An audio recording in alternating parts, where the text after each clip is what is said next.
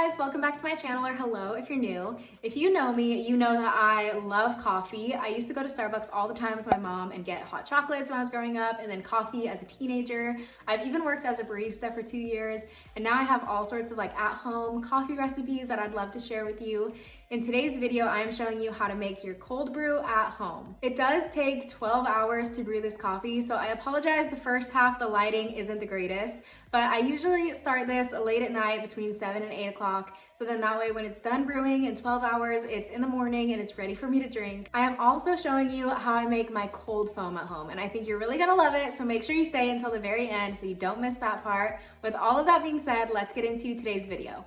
Okay, so first of all, you will need, of course, water. You need 2 different jars with lids, a coffee filter, a half cup measure, a 1 cup measure, your coffee beans, and then this strainer I bought at Walmart. It was just a couple of dollars, and you will need this as well. And I am using this fall blend from Starbucks. It is limited edition, but it is really great. It's a medium roast, and I think it tastes absolutely delicious.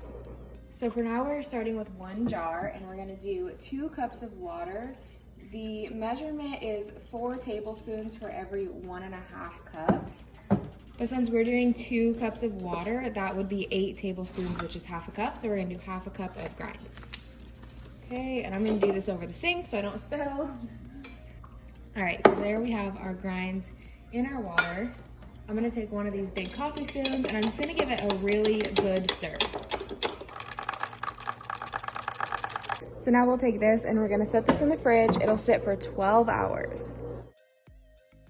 So now we will need another cup for the cold brew to go into. This is just the perfect size for my strainer. And then this is a coffee filter that I just cut to be a little bit better sized. So now what we're gonna do is we're just gonna pour a little bit at a time into this and let it filter down. The filter is gonna catch all the grinds and then the cold brew is gonna go on the bottom. It does take a little bit of time, but it will be worth it.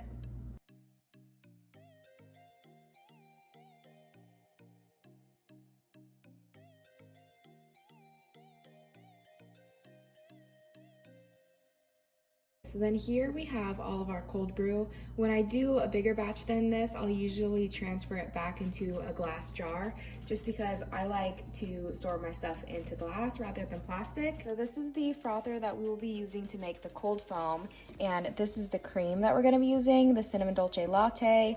As for this frother, I cannot say enough good things about it. I absolutely love it. It has the cold foam or the hot foam setting. So not only is it frothing your milk, but it's either heating or cooling it, which is perfect for making your at-home cold foam. So we're gonna take our cinnamon dolce latte creamer and we're just gonna fill it to that minimum line. So now our milk is just about done. So I'm gonna take the cold brew and I'm just gonna pour it over the ice. Okay, and now the frothing is done. So we'll take off the lid. And we're just gonna pour it gently right over the ice.